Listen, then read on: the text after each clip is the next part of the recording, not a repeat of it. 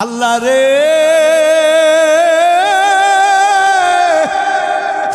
এই গুনাহগুলি নিয়া তোমার দরবারে কেমন করে হাজির হব আল্লাহ, বড় ভয় লাগে, অন্তরের ভিতরে বড় ভয় জাগে গো আল্লাহ।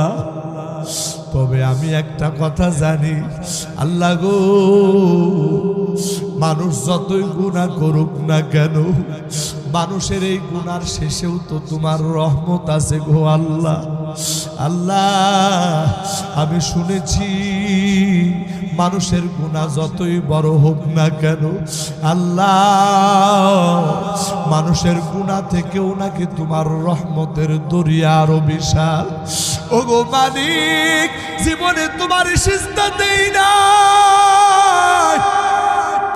জীবনে তোমার ইবাদত বন্দেগী করি না আল্লাহ।